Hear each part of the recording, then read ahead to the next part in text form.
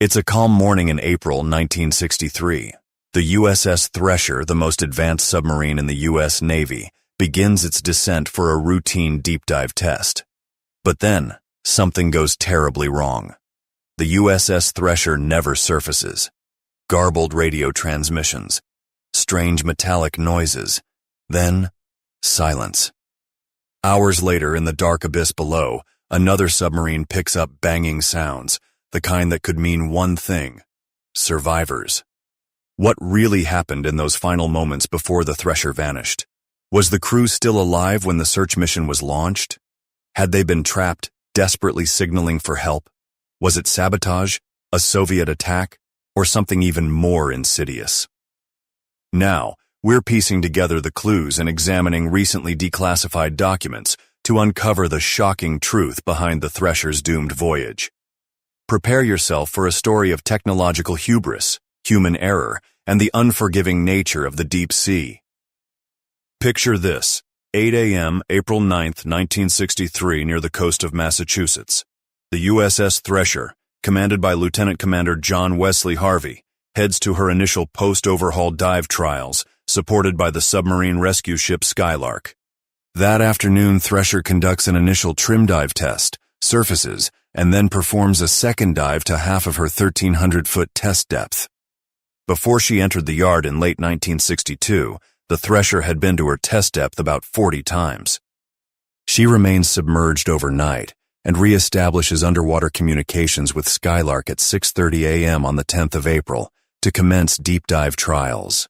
Following standard practice, Thresher slowly dives deeper as she travels in circles under Skylark to remain within communications distance, pausing every 100 feet of depth to check the integrity of all systems.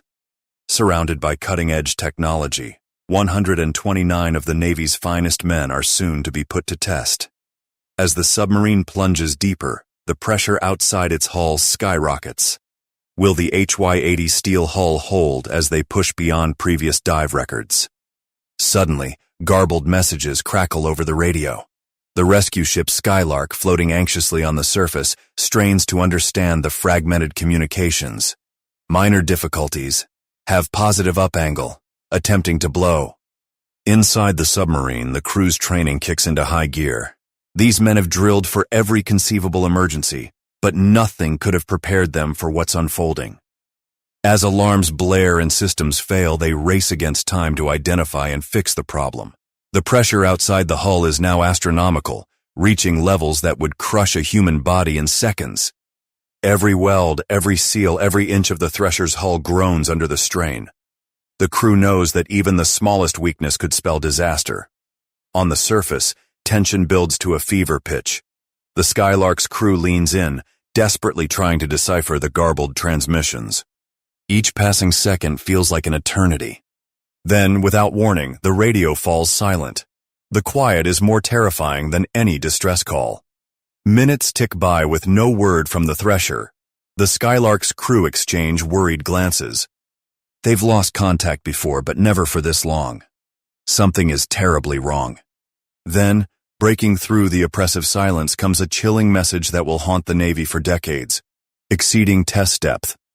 The words crackle through the radio, heavy with foreboding. And then, nothing.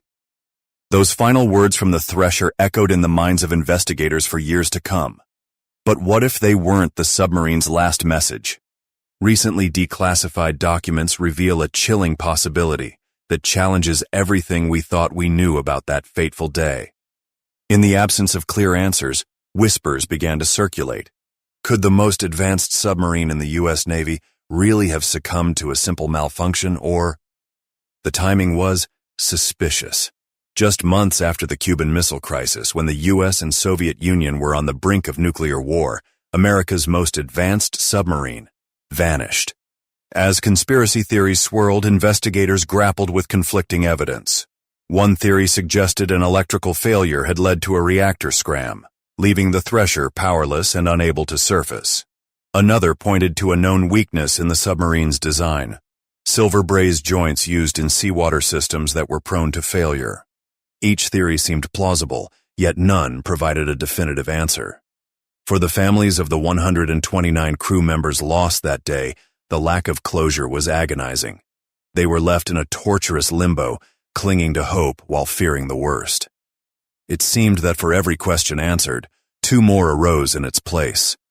As years passed, technological advancements offered new opportunities to unravel the mystery. The bathyscaphe Trieste II, a deep-diving research vessel, was deployed to search for the Thresher's final resting place. Its mission, to find concrete evidence that might shed light on the submarine's fate. The breakthrough came when the Trieste II made a startling discovery on the ocean floor. Among the scattered debris, they found a mangled brass pipe marked with the Thresher's hull number. This small piece of metal provided the first positive identification of the wreck, confirming the submarine's final resting place. But even as this physical evidence came to light, new questions emerged. Recently declassified documents revealed a chilling possibility that had been hidden for decades. The USS Seawolf, another submarine in the area, had detected mysterious acoustic signals and banging noises in the aftermath of the Thresher's disappearance. These sounds, interpreted as potentially coming from the sunken vessel, suggested a horrifying scenario. Some crew members may have survived the initial sinking, trapped in a steel coffin at the bottom of the ocean. Those haunting sounds detected by the USS Seawolf were just the beginning of a chilling revelation. As technology advanced and more documents were declassified, investigators finally pieced together the Thresher's final moments. The truth? It's more terrifying than any fiction writer could have imagined. Picture this. You're inside the Thresher as it begins its descent. Everything seems normal until suddenly, a tiny imperfection in the submarine's complex piping system triggers a catastrophic chain of events. As the submarine dove deeper, excessive moisture in its high-pressure air flasks froze, blocking the flow of air through critical valves. This seemingly minor issue would prove fatal when the crew desperately needed to blow the ballast tanks and surface. But that's not all.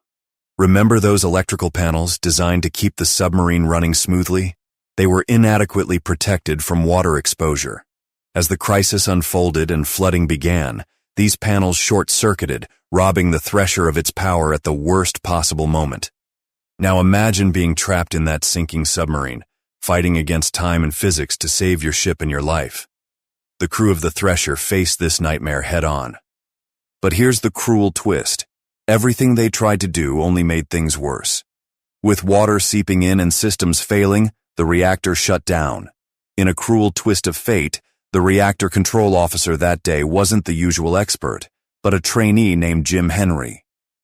Following standard procedures, he couldn't restart the reactor quickly enough to save the sub. The Thresher was now powerless, sinking into the abyss. Can you feel the fear, the desperation, as the depth gauge shows numbers never meant to be seen? The crew fought valiantly, trying every trick in the book to surface. But with each passing second, the ocean's crushing grip tightened around the Thresher's hull. Remember that HY-80 steel, touted as the submarine's impenetrable armor? It was designed to withstand pressures up to 80,000 psi. But as the Thresher plummeted past its crush depth, even this advanced material couldn't hold back the ocean's fury. In those final moments, the pressure outside the hull skyrocketed to a mind-boggling 86,775 pounds per square inch. And then, in a fraction of a second, it happened.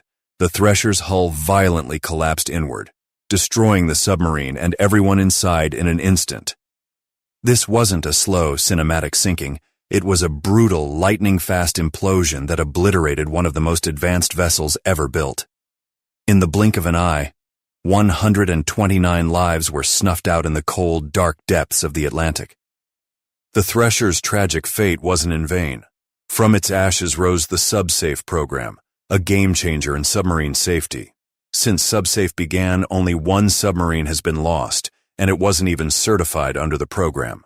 That's a stark contrast to the 16 subs lost in non-combat accidents before 1963. SubSafe isn't just a set of rules. It's a relentless pursuit of perfection in design, materials, and testing. Every component must meet the highest standards, traceable down to the last bolt. The 129 souls lost on the Thresher didn't die for nothing. Their loss changed submarine safety forever. But the ocean? It never changed. It is still there, waiting, silent, unforgiving. And if history has taught us anything, it's that it never gives back what it takes. Thank you for joining me on this journey. If you found this story as powerful and moving as I did, please remember to like and subscribe. Until next time, stay curious, stay safe, and take care of one another.